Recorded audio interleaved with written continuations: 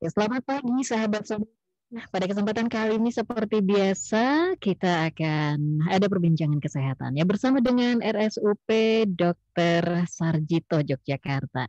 Dan pada kesempatan kali ini kita tersambung bersama dengan Ibu Dr. Neneng Ratnasari SPPDKGEH. Nah, ini kalau udah ada gelar di belakangnya masih seputar hepatitis nih ya. Pagi ini kita sapa dulu. Assalamualaikum Ibu Dokter. Waalaikumsalam warahmatullahi wabarakatuh. Oke, saya dengar ini Ibu kabarnya sehat pagi ini. Alhamdulillah. Oke, sehat, senang ya. Meskipun pandemi tetap ini ya Bu ya, tetap jaga kondisi ya. Ya, tetap kerja. Jelas, Nggak apa-apa Bu. bukan jaga kondisi, tetap kerja. Begini. Nah, ini temanya cukup menarik sekali, apalagi seputar hepatitis. Dan bagi Anda sahabat sonora yang ingin bergabung, langsung saja sampaikan pertanyaan Anda melalui SMS ataupun WhatsApp kami di 08175483 200 ya. Kita akan langsung ngobrol bersama dengan Ibu Dokter Neneng terkait dengan hepatitis. Nah, Bu Dokter, ini sebetulnya hepatitis itu apa sih? Kemudian penyebabnya apa saja? Karena kan ini boleh dibilang tidak semua orang juga paham nih Bu. Nah, seperti apa? Silakan. Ya, terima kasih Mbak. Ini Mbak siapa ya? Saya Dengan cuma Reni, Ibu. Sonora. Mbak Sinta? Reni. Oh, Mbak Reni. Ya, terima kasih Mbak Reni. Jadi begini, mungkin orang awam hepatitis itu apa ya? Itu sebenarnya sakit hati. Aduh, sakit hati. Ya, betul, sakit hati. Jadi sakit hepat itu adalah hati, tisnya belakang itu adalah radang. Jadi hepatitis itu adalah radang hati. Nah, untuk radang hati ini memang penyebabnya itu bermacam-macam. Bisa virus, bisa obat-obatan, bisa juga penyebabnya bermacam-macam. Jadi mungkin untuk konteks yang paling umum itu sebetulnya adalah virus ya, mungkin yang paling umum itu. Ya. Putus ya? Iya, agak putus-putus, Bu. Suara saya hilang. Udah muncul lagi. Ya. Jadi hepatitis itu adalah yang paling umum adalah hepatitis virus ya, karena hepatitis virus itu dia bisa menularkan kepada orang lain. Jadi kita bisa tertular dan kita juga bisa menularkan pada orang lain. Oke. Nah, tapi kalau untuk penyebabnya apa nih Bu Dokter? Penyebabnya kalau hepatitis virus itu ada virus A, virus B, virus C, virus D, virus E gitu ya. Oke. Virus G itu ada. Jadi itu berdasarkan memang kebetulan abjad ya. Jadi hepatitis A yang umumnya yang bisa kita deteksi itu adalah hepatitis A, hepatitis B dan hepatitis C. Oke, berarti di sini memang yang namanya virus nggak bisa dibuat main-main ya Bu Dokter ya? Iya, nggak bisa. Kalau dokternya apalagi ya, kita kan juga untuk mendeteksi itu juga butuh langkah-langkah ya, ada langkah-langkahnya. Oke. Nah, tapi kalau untuk gejala yang biasanya lebih awal dialami oleh penderita sendiri seperti apa nih Bu Dokter? Seperti orang sakit flu begitu ya, panas ya, panas tinggi, bisa panas ngelemeng itu juga bisa. Dan khasnya adalah kalau misalkan hepatitis A atau hepatitis E itu ada gejala saluran pencernaan, misalkan ada E, ada sakit perut, ada kelainan buang air besar. Nah, kalau hepatitis B itu mungkin tidak tidak terasa tidak menjadi suatu keluhan pada pasien. Ya, juga pada kalau kita bilang akut infeksi ya, akut infeksi itu infeksi yang baru saja masuk, virus tadi atau bakteri tadi baru masuk ke tubuh kita dan menimbulkan gejala, itu namanya akut. Jadi baru saja terjadi, bukan akut itu jelek, itu tidak ya, itu baru saja terjadi. Nah, itu biasanya gejalanya mirip ya, ada panas atau demam lebih dari 5 hari, lalu ada gejala-gejala mual, muntah misalkan ya, ada juga nyeri-nyeri seluruh badan ya, itu nanti. Nah, dia berlanjut. Nah, kalau berlanjut tidak ada perbaikan, dia akan menjadi hebat infeksinya. Tetapi kalau dia sembuh gitu atau gejalanya membaik, nah dia akan sembuh spontan, langsung sembuh, betul-betul sembuh, atau tidur virusnya. Nah, di sini yang dia nanti akan berlanjut menjadi imun atau kronik. Oke, berarti di sini memang kita sendiri sebagai orang awam harus tetap waspada ya, Bu Dokter ya. Karena kan kadang-kadang menganggap ini adalah Ya, betul. biasa aja gitu kan. Nah, tapi Ya, betul. sebetulnya kalau dari gejala yang timbul sendiri, yang paling berbahaya jenis hepatitis apa nih, Bu? Kalau berbahaya itu Atau semuanya? ya semuanya. Jadi contohnya misalkan hepatitis A gitu ya. Hepatitis A itu kan hepatitis yang gejalanya hanya akut saja, tidak bisa menjadi menahun, tidak. Tapi dia juga kalau infeksinya berat juga bisa menyebabkan menimbulkan kematian ya. Jadi istilahnya adanya suatu gagal hati ya. Itu juga bisa ya. Tapi rata-rata memang hepatitis A pada kondisi pasien yang stabil gitu dia bisa sembuh sendiri.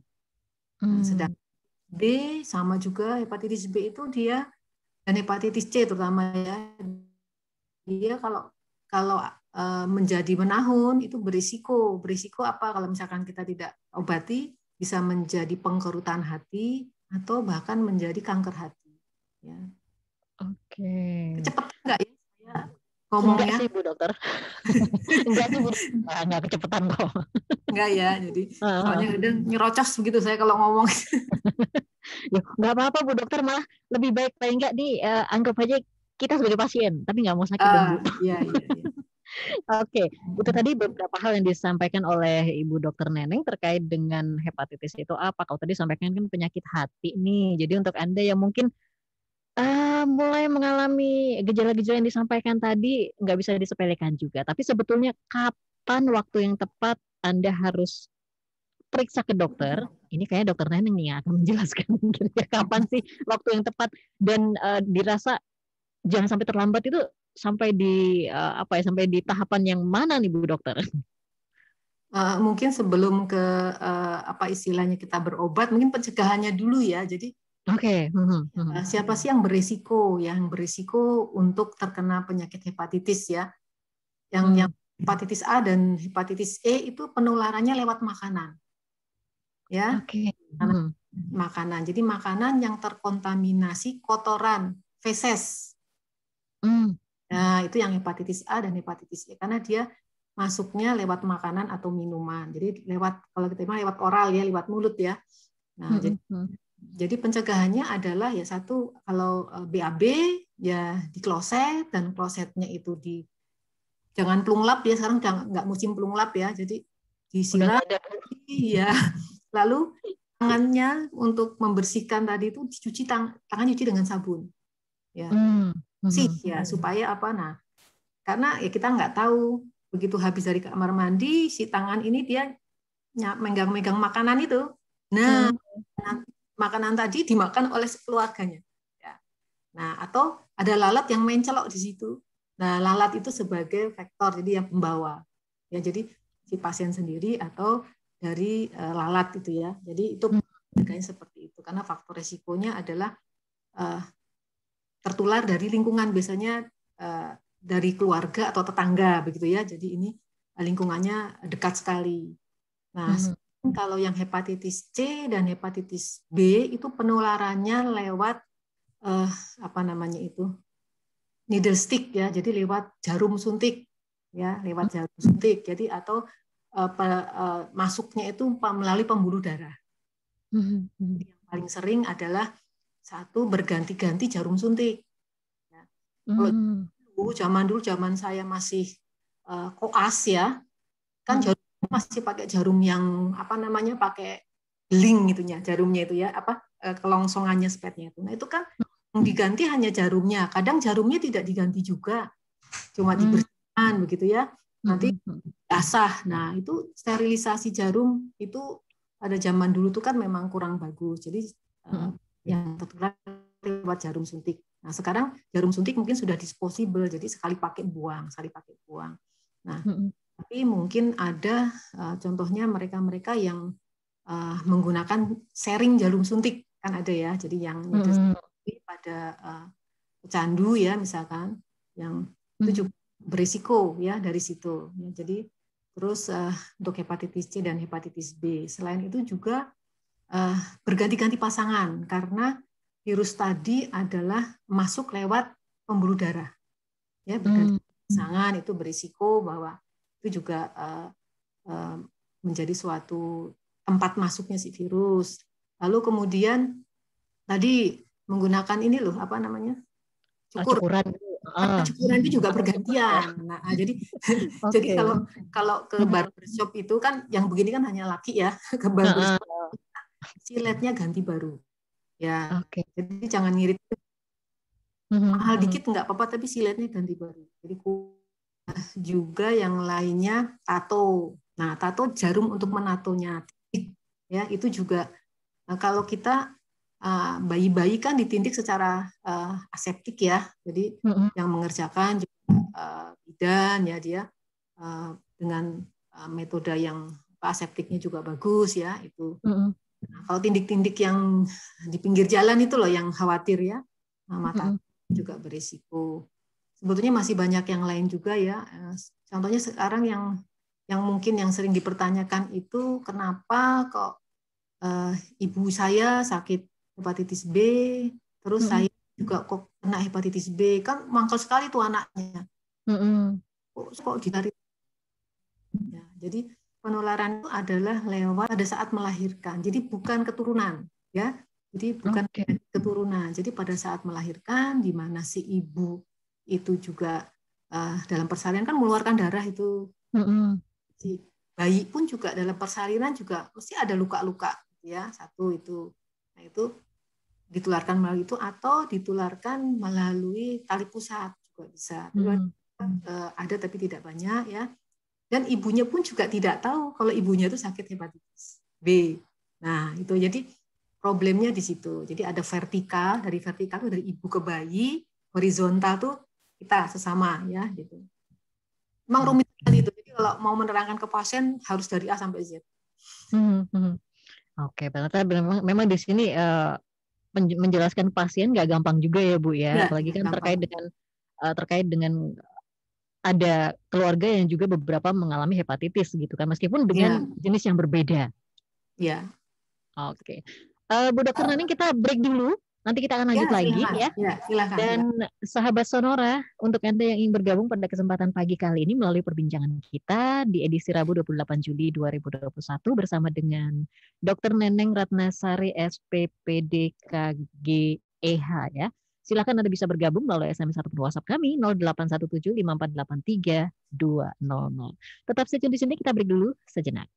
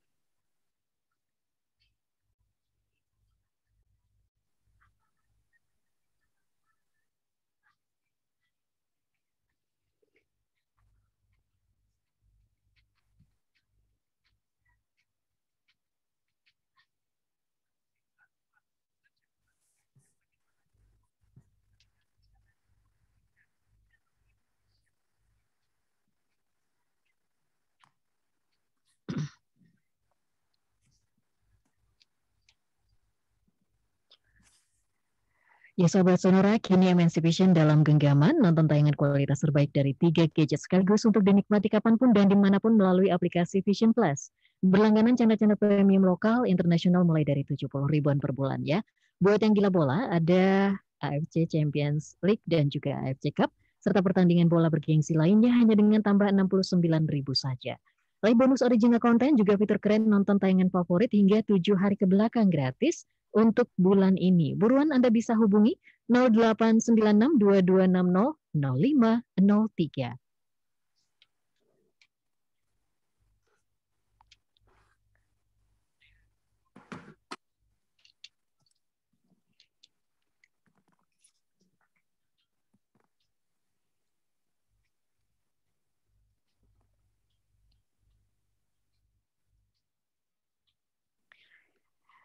Ya, dan sahabat Sonora masih melanjutkan perbincangan kesehatan bersama dengan RSUP Dr. Sarjito ya. Dan pagi ini kita membahas seputar hepatitis. Bagi Anda yang bergabung, langsung saja sampaikan pertanyaan Anda melalui SMS ataupun WhatsApp kami 08175483 200 ya. Atau bisa juga melalui phone live di 557762. Kita say hi lagi ke Ibu Dokter Neneng Ratnasari SPPDKGEH ya. Kalau urusan penyakit hati langsung saja konsultasi dengan beliau. Ini yang lebih pakarnya gitu ya Bu Dokter ya. Insya Allah ya, Oke. mudah bisa membantu. Nah, Ibu Dokter, ini kan terkait dengan kalau tadi sampaikan bahwa di sini selain karena virus, tapi juga ada yang berpengaruh karena efek gaya hidup juga ya. Kebersihan kita seperti apa, gitu kan? Nah, tapi kalau untuk yang menderita penyakit hepatitis sendiri lebih ke usia berapa nih, Bu? Apakah semua usia bisa? Ya, semua usia bisa. Semua usia bisa. Semua Oke. usia bisa, iya. Tapi Ya, kalau semua dari usia bisa. dari sejumlah pasien yang Dokter Neneng sendiri hadapi, ini lebih ke usia berapa nih, Bu? Jadi begini, kalau mereka pada saat tertular itu tahu, ya, itu bisa cepat kita tahu usianya. Tetapi mereka yang datang itu adalah yang sudah menahun, ya, sudah ya, usianya mungkin di atas sekitar usia di atas 20 tahun itu sudah ada, ya.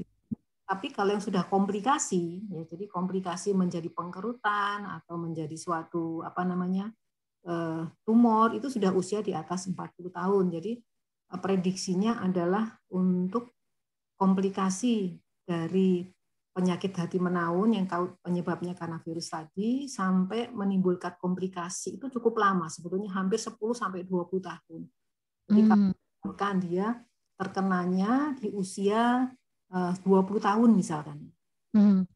Tidak ada gejala, misalkan hepatitis B atau hepatitis C nanti, dan virus itu masih ada terus, masih aktif terus, tapi tidak kesannya tidak merusak. Jadi si pasien tidak merasa ada gejala dan muncul gejalanya di usia 40 atau 50 tahun. Nah, rata-rata yang datang usia segitu dengan komplikasi. Paling saya mendapatkan pasien dengan tumor hati karena pasien hepatitis B positif itu paling muda usianya 19 tahun. Yang saya temui. Ya, 19 tahun, karena 19 tahun dan 20 tahun itu bukan dokter anak-anak lagi, karena sudah kedokteran dewasa, dan dia datang sudah dengan tumor hati, sudah dengan kanker ya, usia. Jadi kalau dilihat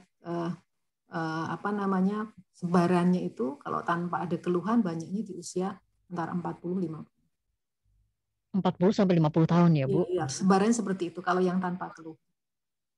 Oke, tapi sebetulnya ketika mereka sendiri memeriksakan diri, itu dalam kondisi sudah, dalam arti sudah betul-betul parahkah atau memang masih dalam tahapan middle, Bu?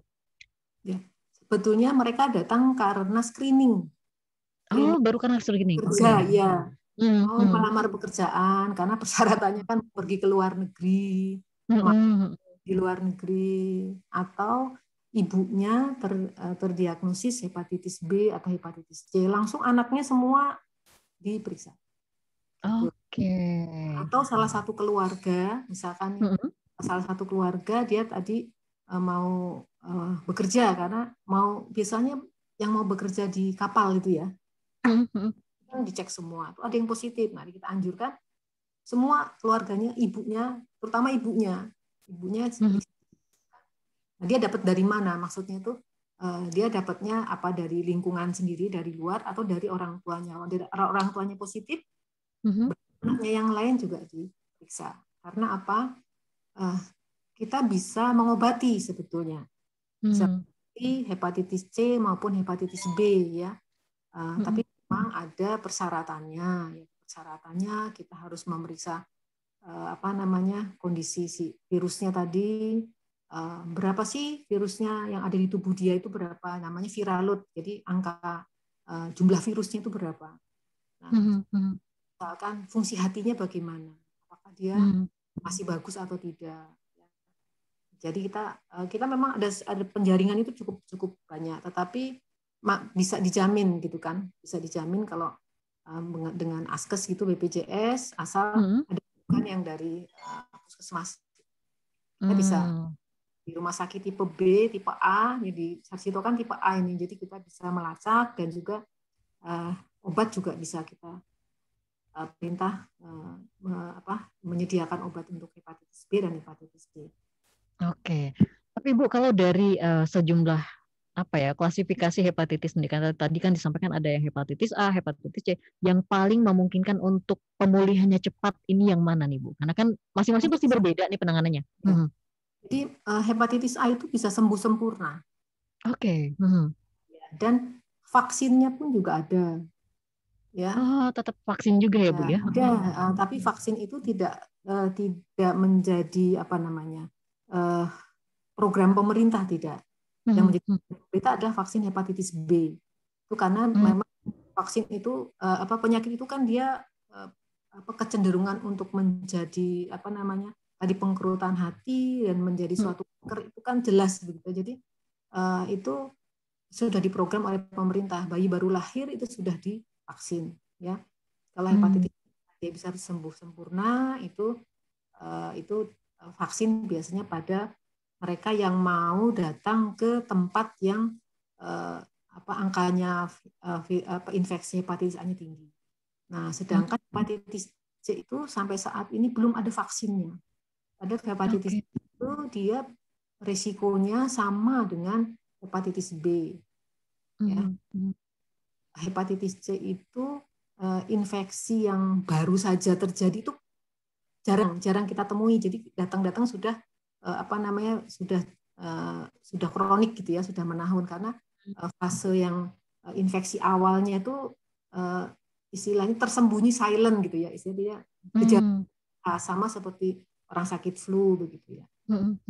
Panasnya tidak setinggi hepatitis A. Kalau hepatitis A panas tinggi seperti demam berdarah itu, panas tinggi 1 minggu gitu. Kalau hepatitis C enggak, panas nanti terus tidak panas lagi, enggak khas ya. Oke, berarti di sini memang bagi yang pengidap hepatitis A ini pastinya tetap dengan menjaga kesehatannya juga ya Bu ya, nggak kemudian setelah sembuh kemudian bebas-bebas saja gitu kan? Iya. Dan juga tidak ada obat antivirusnya kalau hepatitis A. Kalau hepatitis B ada obat antivirusnya, hepatitis C ada obat antivirusnya. Berarti secara nggak langsung untuk hepatitis A sendiri bisa berulang Bu. Kalau memang di situ nyatakan sudah sembuh, suatu saat ketika memang kondisi sedang drop itu akan dialami lagi atau seperti apa nih? Iya. Jadi sebetulnya kalau sudah kena hepatitis A, dia sudah punya antibodinya. Oh, sudah ada antibodi, oke. Antibodi, nah tergantung nanti antibodinya masih cukup atau tidak. Jadi kalau antibodinya sudah habis, ya risiko untuk terkena lagi. Jadi, tapi semakin ke sini hepatitis A itu semakin jarang ya, karena tadi kebersihan kita toilet tadi sudah membaik. Jadi di negara Indonesia sudah mulai sedikit lah, sudah mulai turun. Lebih mudah kalau hepatitis A itu. Untuk ini juga kalau tadi kan disampaikan bahwa di sini tergantung dari kondisi antibodi sendiri. Nah, Bu, untuk pengecekannya seperti apa nih? Kita juga jadi penasaran karena kan dicek darahnya saja. Dicek darahnya aja. Ya, dicek darah. Jadi dicek darahnya kita antibodinya seberapa, namanya IgM ya, IgM, IgG. Jadi kalau IgM itu pada saat infeksi. Kalau yang IgG itu sudah atau pasca infeksi. Jadi stok kita, imun kita sudah masih tinggi atau tidak. Sama hepatitis B. Hepatitis B sudah menjadi program. Jadi bayi yang baru lahir itu hari pertama 1 kali 24 jam itu sudah divaksin hepatitis B. Oke, Sudah semakin kita memberantasnya itu apa istilahnya mencegahnya sejak bayi. Nah, tapi kita juga tidak, karena pada waktu bayi kan diharapkan pada waktu persalinan ya, itu kalau ibunya positif hepatitis B itu sudah diberikan juga antibodi yang pasif ya. Jadi yang pasif ya untuk si bayi dan dilanjutkan dengan vaksin aktif. Jadi kita sudah persiapkan itu supaya si bayi ini aman. Jadi calon ibu yang dengan hepatitis B jangan takut untuk hamil ya, karena sudah bisa kita potong lah jalurnya untuk penularan ke si bayi. Bahkan juga pada bayi-bayi tabung ini kan sudah banyak nih yang melaksanakan program bayi tabung untuk pasien dengan hepatitis B, si ibunya itu tidak bisa ketemu itu si sperma sama ininya saat ditanam gitu. Nah, terus ternyata kita lihat ternyata hepatitis B-nya positif. Ya, jadi beberapa pasien itu datang ke saya untuk konsultasi ya, terus dia juga nggak tahu kalau punya penyakit hepatitis B begitu. Terus setelah cek semua, ternyata virusnya juga cukup tinggi, langsung kita terapi. Terus alhamdulillah beberapa bulan kemudian, 6 bulan kalau nggak salah, 6 bulan datang sudah isi dok, berhasil dok, alhamdulillah. Jadi senang itu karena bertahun-tahun bayi tidak bisa berhasil ikut bayi juga berkali-kali ditanam juga tidak bisa berhasil. Ketika hepatitis B itu kita obati ya menggunakan antivirus, baik hamil beberapa sudah beberapa pasien-pasien ya. Ya. Oke, berarti di sini memang itu ada lahir terapi seperti ya, biasa ya? jadi kan alhamdulillah. ya udah bisa menolong gitu, aduh alhamdulillah betul-betul. Itu yang saya pengalaman itu. Oke, berarti di sini memang ada terapinya kalau untuk penanganan seperti ini gitu ya. Oke, baik Bu Dokter, ini kita akan break dulu, nanti kita akan lanjut lagi ya. Dan pastinya untuk Anda, sahabat Sonora yang ingin bergabung, langsung saja sampaikan pertanyaan Anda ya. Nanti kita akan lanjutkan kembali. Sudah ada beberapa pertanyaan yang masuk nih Bu Dokter, nanti kita akan tanggapi ya. Oke, dan sahabat Sonora kami masih nantikan kebersamaan Anda. Anda bisa langsung konsultasi mumpung kita ngobrol tentang hepatitis ya. Dan ini bersama dengan Dr. Neneng Ratnasari SPPD KGEH dari RSUP Dr. Sarjito. Tetap stay tune di sini di 97,4 FM.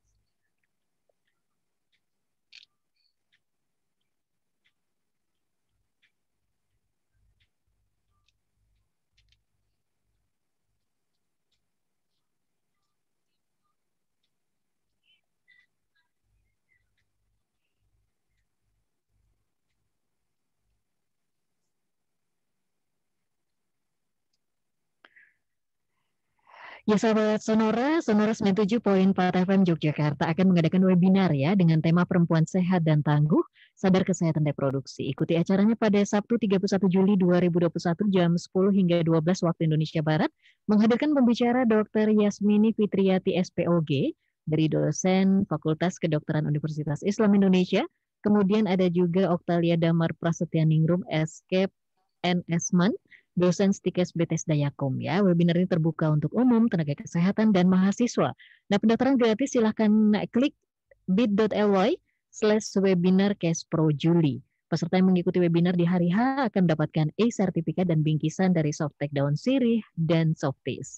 Untuk meeting ID 821-4690-5870 dengan passcode Sonora FM.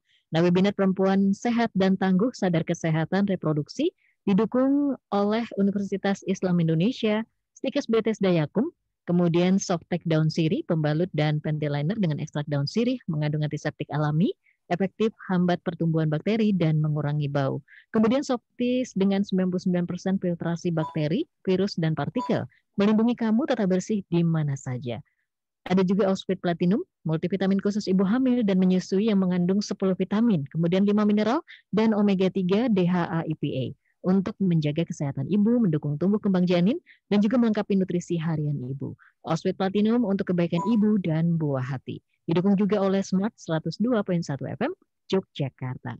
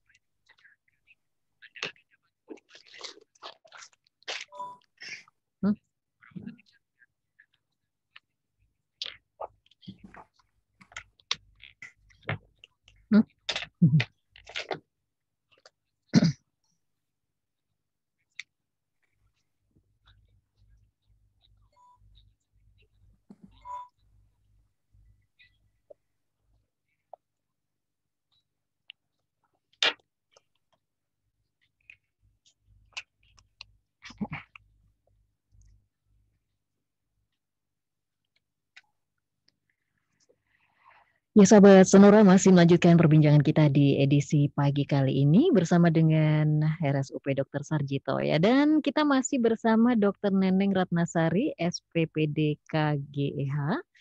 Dengan tema pagi ini adalah hepatitis. Dan bagi Anda yang sudah bergabung, terima kasih sekali. Kami akan tanggapi untuk beberapa pertanyaan yang sudah masuk ya, Bu Dokter ya. Ya, silakan. Masih semangat, Bu? Ya, semangat. Semangat. Oke. Nah, kali ini ada pertanyaan dari Mas Iwan di Bantul. Ini menanyakan, Bu Dokter, sebetulnya apa benar sih kalau penderita hepatitis ini harus banyak makan dan minum yang manis-manis, Dok? Aduh, kalau saya mau banget. Silakan Bu Dokter. Sebetulnya nggak seperti itu ya. Nanti kalau manis-manis dia diabetes kan bahaya. Oke. Nah, jadi yang penting adalah makan makanan satu bersih, yang dua mengandung vitamin, tinggi kalori, tinggi protein. Jadi tinggi kalori ini mungkin bagi mereka yang tidak diabetes. Ya, jadi saya TKTP ya, tinggi kalori, tinggi protein, ya dan juga multivitamin. Sebetulnya itu. Dan istirahat. Nah, istirahat. Penting adalah istirahat. Bagi mereka yang sedang infeksi sedang berlangsung ya memang harus istirahat, bed rest ya, tidak boleh pergi ya itu. Jadi karena akan namanya virus kan membutuhkan apa namanya stamina kita kan harus bagus ya, jadi butuh istirahat total. Oke, berarti itu ya Mas Iwan ya, bukan berarti manis-manis nanti malah gantian penyakit yang lain ya Bu ya. Kebanyakan yang manis-manis. Oke, berikutnya juga ada Mbak Sinta di Jalan Solo. Ini menanyakan, dokter, apakah hepatitis ini merupakan penyakit genetik? Kemudian vaksinasi hepatitis sendiri, apakah harus diberikan untuk pencegahan dininya, Dok? Oke, silakan dokter. Kalau genetik bukan ya. Jadi genetik. Jadi kalau genetik itu kan diturunkan turun temurun gitu ya. Jadi ini adalah penyakit yang ditularkan, menular. Menular malahan Ibu ya? Menular, Oke. ya. Jadi penyakit menular. Jadi penyakit menular ditularkan dari si orang sakit kepada orang lain ya. Kebetulan kalau yang sakit ibunya itu ditularkan kepada anaknya. Anak maksudnya anaknya yang dilahirkan ya dari ibunya. Tapi suaminya pun juga bisa ketularan. Ya. Oke. Kalau dalam satu keluarga itu misalkan positif semua, ya yang dipegang itu adalah satu ibunya atau bapak. Jadi kalau misalkan ibunya negatif, anak positif berarti mungkin yang menularkan bapaknya, mungkin pada saat ada luka dan lain-lain. Jadi sikatnya yang tadi yang saya tambahkan sikat gigi, ya. Oke. Membuat kita luka ya pada waktu menggosok. Nah, kita membersihkan kan ya, membersihkan biasa. Nah, mungkin pada saat yang bersamaan, beberapa saat kemudian dipakai oleh anaknya, misalkan ya. Kita kan nggak tahu sikat gigi bareng misalkan.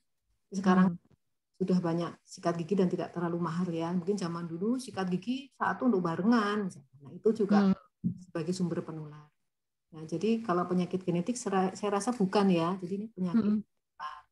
Nah, terus pengobatannya ya tadi ya. Gimana Mbak? Yang kedua?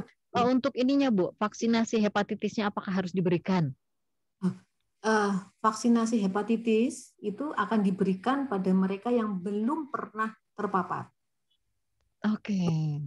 Jadi kalau bayi-bayi yang dilahirkan setelah tahun 90-an atas ya, itu biasanya kalau dia di puskesmasnya atau di klinik bersalinnya sudah ada fasilitas imunisasi, itu semua sudah diberikan.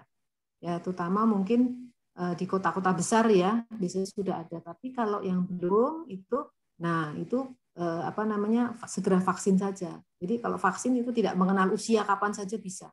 Tapi harus dipastikan bahwa di tubuhnya itu belum ada virus hepatitis B. Jadi harus screening dulu. Kalau mau gampang screening gitu ya, ke PMI mau donor gitu. Oh, di PMI langsung lengkap gitu ya Bu ya? Ketahuan. Ya, jadi PMI, jadi PMI donor kan sebelum itu dicek tuh hepatitis B, hepatitis C dicek, terus yang penyakit-penyakit virus menular, bakteri menular kan dicek juga. Nah, kalau itu lolos berarti bisa donor, berarti lolos. Tapi kalau tidak beri surat cinta gitu ya, beri surat cinta, harap kontrol ke dokter karena ada positif hepatitis B atau hepatitis C. Nah, itu berarti harus diperiksa rentetannya, panel-panel itunya pemeriksaannya harus diperiksa. Jadi itu tidak betul nih dia positif atau hanya positif palsu. Nah, jadi kalau hasilnya positif palsu, ya berarti kan dia tidak sakit. Nah, langsung vaksin ya. Gitu. Oke, berarti di sini vaksin diperbolehkan dengan catatan tidak punya riwayat hepatitis ya Bu ya? Iya, Ya? terbukti tidak ada hepatitis ya. Sehat gitu. Oke, jadi di sini untuk sahabat Sonora yang mungkin pengen benar-benar vaksinasi, otomatis harus betul-betul screening dulu, baru kemudian diperbolehkan gitu ya. Kalau memang sudah lolos dan dalam arti lampu hijau baru boleh ya Bu ya? Iya.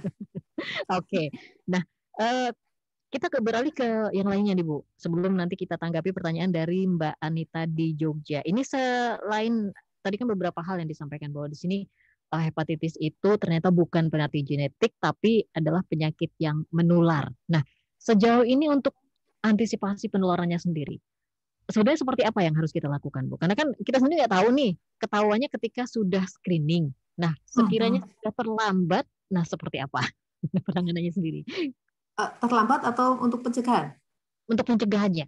Ya pencegahannya tadi kalau yang hepatitis A tadi ya cuci tangan ya tuh ya dimasak secara aseptik ya, jadi bersih gitu ya, dimasak. Kalau misalkan sayur-sayuran ya di treatment supaya nanti kalau ada di situ ada bakteri atau ada virus ya itu di treatment dulu supaya bersih gitu ya. Kan kalau orang berat kan suka sayur mentahan tuh ya. Betul, sekarang ada cairan-cairan untuk mencuci gitu ya Bu ya. Ya itu terus masak, terus kalau yang hepatitis B ya hindari tadi penggunaan jarum suntik bersama, berganti-ganti pasangan, sikat gigi, indik, tato, ya misalkan itu. Kalau seandainya memang harus menggunakan itu ya carilah menggunakanlah jarum-jarum atau alat-alat yang steril dan sekali pakai. Oke. Nah, Bu Dokter, ini kan terkait dengan faktor resikonya sendiri. Seberapa berat sih faktor risiko yang diderita oleh penyandang hepatitis sendiri sejauh ini kalau dilihat dari pasien yang sudah Bu Dokter tangani? Ya, jadi memang untuk kalau pasien hepatitis B ya, hepatitis B yang kronik dia berisiko untuk menjadi pengkerutan atau menjadi sekitar 20% lah ya. 20%. Dia bisa terjadi pengkerutan hati dan di antara yang pengkerutan hati itu juga dia bisa menjadi kanker. Ya. Gitu. Nun sewu jalan meninggalnya gitu gampangnya gitu ya. Jalan dipanggil oleh yang Maha Kuasa itu hepatitis B tanpa komplikasi ya, itu karena tidak juga itu kan penyakit lain ya atau memang yang satu dengan jalan sirosis tadi. Sirosis itu pengkerutan hati. Jadi gagal hati. Ya sekitar 20%-an lah, 20%-an itu menjadi gagal hati. Dan dari gagal hati ini sisanya itu antara 5%-an itu yang menjadi kanker. Kanker hati. Nah, itu yang hepatitis B. Yang hepatitis B didapatkan pada saat dewasa. Kalau hepatitis B yang didapatkan pada saat anak-anak, kalau tidak kita atasi itu 90% dia menjadi kronis. Nah, dari situ, jadi kan dari 90% itu dia berisiko 20% yang menjadi sirosis dan sisanya 5% bisa menjadi kanker. Jadi di sini perbedaannya penularan yang pada saat bayi sama penularan tadi yang pergaulan pada saat dewasa itu risiko buruknya itu adalah yang pada di bayi tadi karena perjalanan dari infeksi masuk sampai gejala kronik itu sekitar hampir 10 sampai 20 tahun. Oke. Okay. Nah, saya contohkan tadi pasien usia 19 tahun sudah dengan kanker. Ya, itu kanker hati. Nah, itu. Jadi seperti itu gambarannya. Nah, kalau hepatitis C itu hampir 40%. 40% itu bisa menjadi pengkerutan hati dan sisanya juga bisa menjadi kanker. Jadi hepatitis C itu lebih banyak ya sebetulnya. Tetapi untuk populasi hepatitis C di Indonesia sedikit gitu ya. Banyak. Karena memang penggunaan tadi yang jarum-jarum itu mungkin di Indonesia. Hepatitis B di Indonesia. Oke, berarti di sini memang selain gaya hidup tadi ya sebisa mungkin kita sendiri lebih memperhatikan kesehatan diri ya Bu ya? Iya betul ya. Oke, nah Ibu kali ini kan kita akan tanggapi dulu dari Mbak Anita di Jogja ini menanyakan ya. Anggota keluarga saya ada yang menderita hepatitis B Bu. Lalu bagaimana sih cara pencegahannya sendiri agar tidak tertular? Kemudian jenis pemeriksaan kesehatan yang harus dilakukan untuk mengetahui kita menderita atau tidak seperti apa? Biayanya berapa sih Bu? Aduh, udah biayanya. Silakan. Ya. Silakan Bu Dokter. Jadi begini, kalau untuk pencegahan, yang pertama ibunya itu sakitnya kondisi hepatitis B-nya seperti apa sekarang? Kalau hepatitis B positif, tapi ibu sehat-sehat saja ya istilahnya penularannya lewat darah ketemu darah, kata darah ketemu luka. Ya, lewat jarum, lewat makan, itu ya, sendok itu tidak. Jadi yang kita cegah tadi, pokoknya sikat gigi, jangan bersama-sama.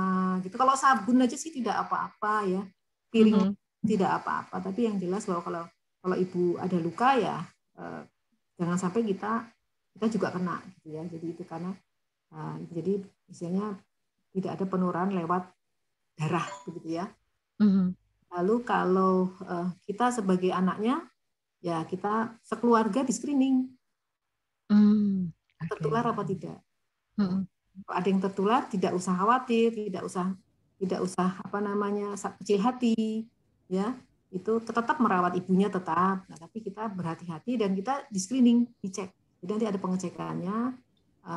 Kalau mempunyai BPJS bisa kan itu minta rujukan nanti memang kalau yang komplit itu adalah di Sarjito kan komplit karena dia tipe A ya. Tipe A. Nah dari situ nanti kita pastikan ini apa masih dia kronis ya, penahun tetapi belum diterapi karena virusnya masih tidur. Masih tidur. Jadi kita tunggu kan ada tuh yang virusnya tidur terus dan tidak bergejala dan tidak menimbulkan komplikasi. Jadi sampai akhir hayatnya pun dia tidak ngapa-ngapain, virus ini tidur terus. Nah, jadi kita akan melakukan pengobatan itu apabila sudah masuk kriteria bahwa virusnya tadi dia aktif itu mulai aktif. Jadi kita kontrol tuh tiap 6 bulan sekali harus datang. Nanti kita cek itu namanya enzimnya, enzim hatinya, kita cek darah kita cek. Lalu kalau sudah enzim hatinya ada peningkatan atau ada parameter-parameter yang harus kita ada perubahan, lalu kita periksa virusnya nih, jumlahnya berapa. Nah, lalu kita cek lagi nih hatinya kondisinya seperti apa. Dengan USG bisa, atau kita sudah punya alat namanya fibroscan ya. Fibroscan itu untuk mengetahui seberapa banyak sih jaringan ikat yang ada di dalam hati. Kan seharusnya hatinya kan jaringan ikatnya tidak ada. Nah, pembentukan jaringan ikatnya berapa banyak gitu. Nanti kita bisa putuskan, oh ini sudah kebanyakan nih, misalkan sudah harus diobati. Nah, kita start mengobati. Dan obat ini kalau untuk di rumah sakit tipe A, di Sarjito kan tipe A itu dijamin. Ya, bisa diklaim ya menggunakan BPJS. Tapi kalau beli sendiri ya ada juga sih. Jadi kita kalau memang tidak mempunyai asuransi BPJS atau asuransi yang lain ya bisa beli sendiri. Harganya ya lumayan sih, 1 bulannya antara 600.000 kan lumayan tuh mahal ya. Tapi kalau punya fasilitas asuransi ya bisa di cover oleh asuransi. Nah yang lebih hepatitis B yang lebih mahal lagi itu sebenarnya hepatitis C. Hepatitis C itu pengobatinya lebih mudah ya, 3 bulan 6 bulan selesai. Kalau hepatitis B pengobatannya jangka panjang. Atau bisa dikatakan pun juga bisa seumur hidup nih diobati hepatitis B bisa. Ya. Kalau hepatitis C itu mengobatinya lebih cepat, lebih mudah. Jadi screeningnya tuh lebih mudah karena dia tidak memandang aktif atau tidak. Pokoknya asal ada perubahan di hatinya sudah ada perubahan yang minimal pun juga langsung kita cek jumlah virusnya berapa, ada jumlah virusnya langsung kita obat. Nah ini yang agak mahal, ini yang hepatitis C, tapi alhamdulillah di rumah sakit Sarjito ini kita dapat dari Kemenkes ya, kita dapat istilahnya bantuan untuk pengobatan. Lumayan soalnya pakai jutaan kalau itu dalam 1 bulannya cukup mahal, tapi alhamdulillah beberapa pasien itu baik ya. Jadi dalam 3 bulan kita hepatitis C itu bisa sembuh, dan kita setiap tahun kita pantau itu sampai 4 tahun pun juga masih negatif. Jadi kalau ngobatinya itu hepatitis C lebih mudah daripada hepatitis B. Ya. Oke, baik, terima kasih sekali Bu Neneng penjelasannya, dan juga Ibu Anita, semoga jawabannya memuaskan ya. Tapi kalau masih belum oke, bisa konsultasi juga ya Bu ya, melalui Rumah Sakit Sarjito ya. Iya, bisa datang saja nanti kita. Oke, nah berikutnya ini Pak Adi di Gejayan juga menanyakan di sini, hepatitis bisa sembuh nggak Bu, atau justru bisa berulang lagi? Silakan. Telat mendengarkan ini. Silakan Bu. Kalau hepatitis A itu bisa sembuh. Ya. Bisa tertular lagi juga bisa, karena tergantung tadi antibodinya ya. Kalau hepatitis B itu kita sampai sekarang itu untuk menyembuhkan hepatitis B itu agak sulit ya. Jadi kita meredam saja. Meredam dan kita membuat si virus tadi tidur dan tidak menyebabkan komplikasi tadi. Komplikasinya yang kita khawatirkan itu ada kanker. Ya. Nah, tetapi ya kita karena di situ ada di dalam inti sel dari virus tadi yang kita tidak bisa sampai sekarang belum bisa mengorek itu. Nah, di DNA itu ada yang dia gampang sekali istilahnya sulit sekali kita menangkap itu. Nah, kita mensupresi, jadi menekan itu supaya dia tidak bertambah banyak. Ya. Tapi juga ada yang kita istilahnya kita ada patokan kapan sih pasien ini bisa kita stop dulu berobat hepatitis B. Ada, dok saya pengen istirahat dok, gitu ya, pengen istirahat apa, kita istirahatkan dulu ya, tapi tetap kamu datang ya untuk 6 bulan sekali lah datang. Nanti kalau misalkan ketika muncul lagi kita obati lagi. Sampai udah banyak dulu. Jadi kalau udah banyak dulu kita dari awal lagi. Ada yang tidak bisa kita berhentikan. Contohnya misalkan dia sudah dengan pengkerutan hati. Ya, kita harus, karena pengkerutan hatinya penyebabnya adalah si virusnya tadi. Ya kita harus tekan terus itu virusnya supaya si hatinya diberi kesempatan untuk membaik. Gitu. Pengkerutan hati itu kalau yang masih derajatnya masih ringan kan masih bisa bagus itu, masih bisa kembali lagi dia menggantikan sel-sel yang mati tadi menjadi sel-sel yang baru, dan yang baru itu tidak kacau gitu ya, jadi dia sesuai dengan jalurnya, jadi masih bisa membaik. Nah itu kita pantau. Nah biasanya pada pasien-pasien seperti ini itu yang harapan kita dia bisa kembali ke menjadi hati yang normal, tidak hati yang mengkerut tadi. Biasanya kalau sudah non sewu, kalau sudah sampai cancer non sewu itu pengobatannya juga mahal. Yang kedua itu dengan pengobatan juga angka kesembuhannya atau survivalnya itu juga rendah sekali. Mahal berjuta-juta biaya yang kita keluarkan, tetapi angka survivalnya masih di bawah 20%. Jadi kan, tapi kita tetap usaha ya, masih inovasi banyak. Baik, terima kasih sekali untuk Pak Adi yang sudah bergabung. Kita break dulu Bu, sebelum nanti masuk sesi terakhir, dan mungkin ada yang mau disampaikan untuk masyarakat Jogja khususnya supaya terhindar dari hepatitis. Tapi nanti ya Bu ya, kita akan break dulu, dan sahabat Sonora kita break sejenak ya, nanti kita akan sambung kembali. Lupa.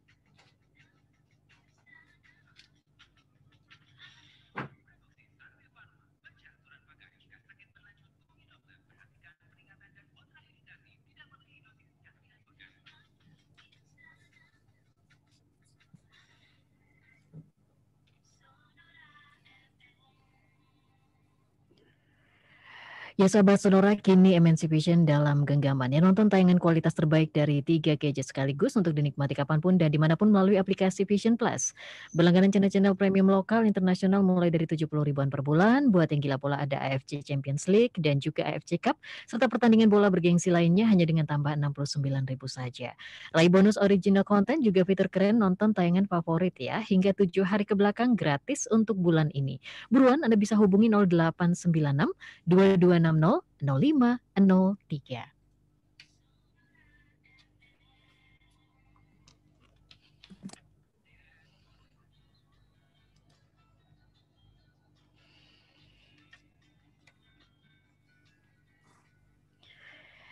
Ya sahabat Sonora, masih melanjutkan perbincangan kita di sesi yang terakhir. Tinggal 4 menit cukup ya Bu ya? Semoga cukup. Oke, nah ini stop aja Bu. Oke, dan sahabat Sonora, kali ini kita akan langsung dengarkan juga nih kira-kira tips-tips untuk tetap menjaga kesehatan, kemudian pola makannya seperti apa, terutama untuk para penderita hepatitis dari Ibu Dr. Neneng Ratnasari SPPDK GEH ya dari RSUP Dr. Sarjito. Silakan Ibu. Iya. Untuk pendengar Sonora di seluruh Indonesia ya. Ya. Jogja aja Bu. Jogja dan seluruh Indonesia ya, streaming biasanya. Terutama di Yogyakarta ini sebetulnya tidak ada tips-tips khusus. Yang penting adalah satu, pola hidup sehat ya. Lalu hindari hal-hal yang kira-kira merugikan kita, khususnya di hepatitis ini, karena hepatitis ini memang munculnya itu tidak kita ketahui kapan. Yang penting adalah kebersihan. Kalau untuk hepatitis A adalah kebersihan makanan, minuman, ya. Lalu juga toilet juga ya harus kita bersihkan. Cuci tangan yang penting juga, cuci tangan sebelum makan ya.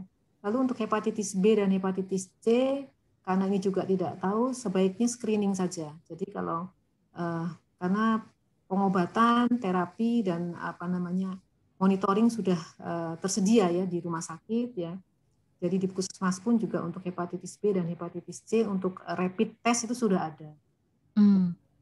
Bagi mereka yang memang belum terpapar ya segera mungkin vaksin kalau memang belum vaksin. Kalau yang sudah terpapar tidak usah takut ya.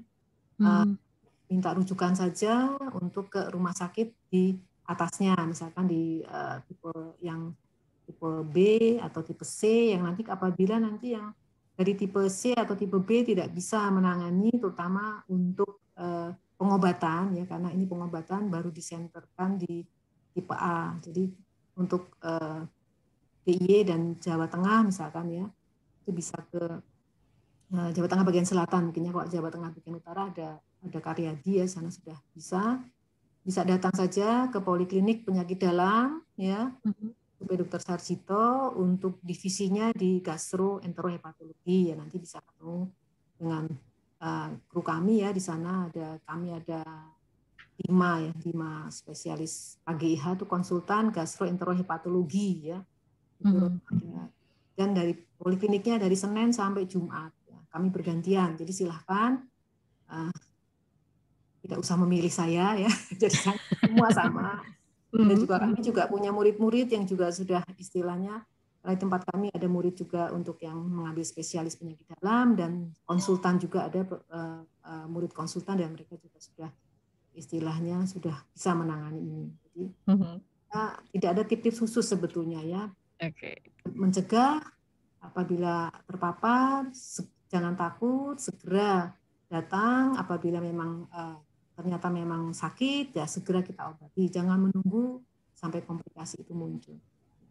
Saya rasa itu tidak ada tips yang khusus ya. Baik, terima kasih sekali Ibu Dr. Neneng Ratnasari atas penjelasannya di pagi ini seputar hepatitis. Semoga bermanfaat ya Bu ya. Ya, sama-sama. Baik, dan pastinya untuk Anda sahabat Sonora, terima kasih sekali sudah bergabung. Salam untuk rekan-rekan di RSUP Dr. Sarjito, Bu Neneng. Ya. Saya foto ya Mbak ya untuk arsip ini ya, laporan ini. Iya, terima kasih. Laporan. Ya. Baik, terima kasih sekali. Sampai ketemu lagi di tema yang lainnya ya Bu. Iya, sama-sama. Terima kasih ini undangannya. Semoga baik. Baik, sahabat Sonora, terima kasih sekali atas kebersamaan Anda di edisi pagi kali ini dan kita akan ketemu lagi di perbincangan lainnya ya bersama dengan RSUP Dr. Sarjito, terutama setiap Rabu dari jam 9 hingga jam 10. Saya Reni pamit, selamat beraktivitas untuk Anda dan salam sehat.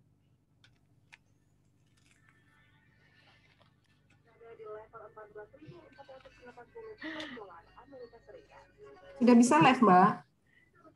Ya, makasih. Live ya.